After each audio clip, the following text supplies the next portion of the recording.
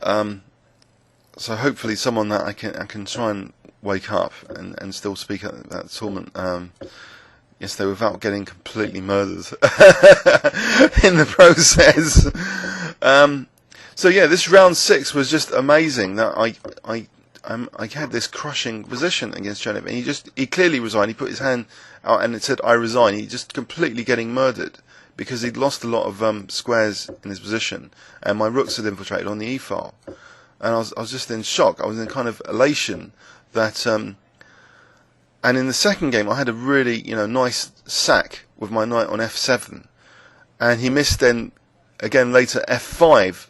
So I was on the verge of like beating him twice and winning the tournament outright.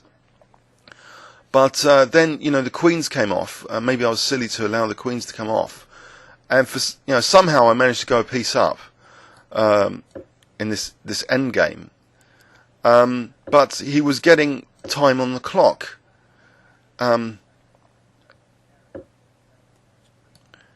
Bit by bit, Paul Georgie was watching and was saying, he was grabbing time in the clock, because also, sometimes the bits were going around the place, and it was apparently in my time that he was like sorting them out a bit. So I was losing, some microseconds apparently, and the game seemed to be going endlessly on as well.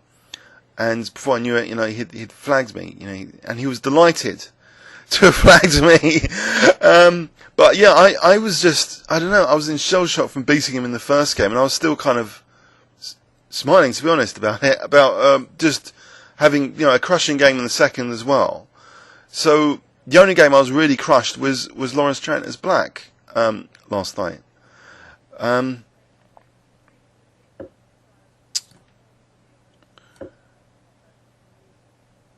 So I came second overall, and it's not a big prize stake, Showing at Lawrence Trent was just 15 quid, but it was just the principle. I just never came in the prizes were always outside of it. So, but yeah, I had a really good time, and I'm probably kind of shattered this morning a bit, as well as trying to do trying to talk about the tournament. I don't think that helps, but I just thought I should say. So Rook D8. If he can just take, he'll take on e5, so maybe I should just take on f3 and give up the light square bishop. Unless there's anything better. I could try and keep the light square bishop, play h6. Because d7, I don't want to lose d7 too easily. In fact, what about takes and c5 to try and round up this pawn? Oh, bishop c5, rook c8 though. And it's good my pawn's on a5, otherwise b4.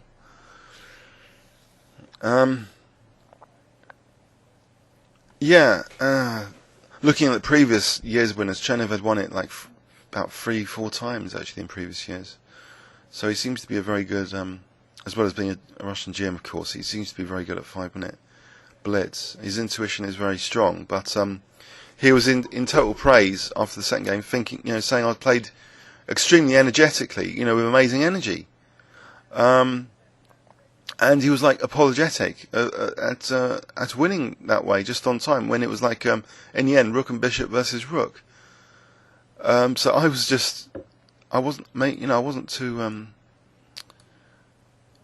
I didn't feel too upset about losing on time, to be honest. I don't know if I was just overtaken by the events prior to that, because there was also this drama that I had seen Lawrence Trent sort of traumatized after losing on time to him in the previous round, and carrying on in the second game as if he was like doing a simul, thinking about the last game while trying to play the first game. And there was a lot of drama, and a lot of excitement, and a lot of noise in the tournament, so much so that at one point some people at the other side were saying, shut up! They were saying, you guys let us play over here. It's like there was like constant, like there was a lot of drama, and it was unbelievable. It was a great fun evening. Yeah, my strong blitz buddies from were all there. Yeah, the whole all four of us, basically, we'd played Blitz for years. Kostas Karyonis, Alex Eflontis, Paul Georgiou. We played Blitz for years from Barnet Chess Club and meeting up socially and stuff. And so, you know, we're all kind of, you know, there's this like Blitz culture going on. And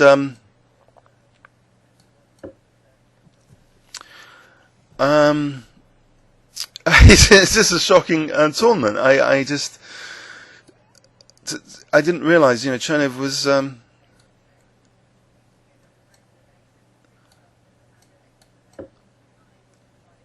you know, quite beatable. If you just get an unusual opening, you know, which I did, you know, especially then his strategies are not so fluent.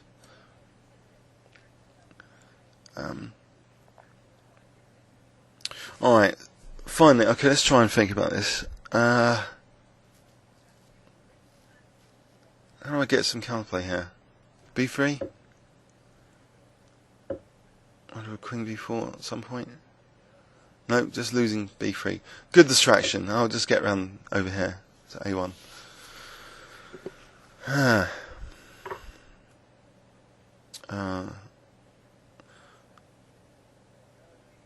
Oh dear.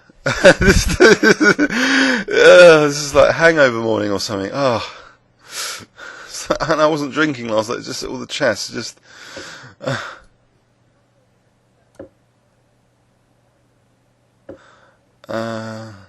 okay. This really is bad stuff. Oh dear. Is he going to try and win more material? Another waiting move or something? I don't know. What about Rook E6, actually? Rook E6. Finally. Well, the rook's pinned, actually, so I could try and force B4. Go in this rook and pawn ending. Pawn down. Okay, the queen's on. Queen B3 to be annoying.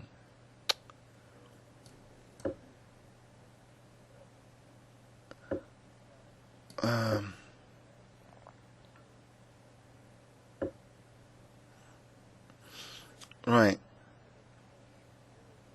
Okay. H5, obviously. I'll weaken my king to keep the game alive. There's Queen G6 now. H4, Queen G3, maybe.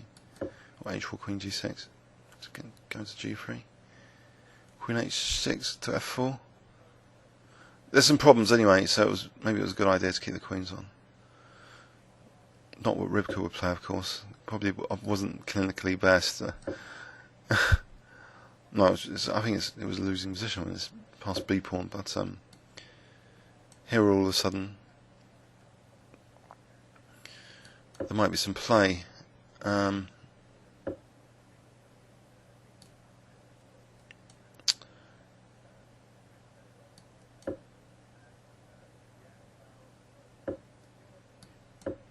Alright, if I play Rook G3, I'll have Queen C1, but also H3.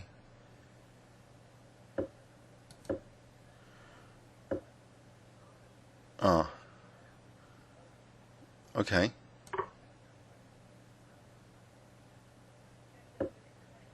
Queen C1 here, it's a bit painful. And Queen.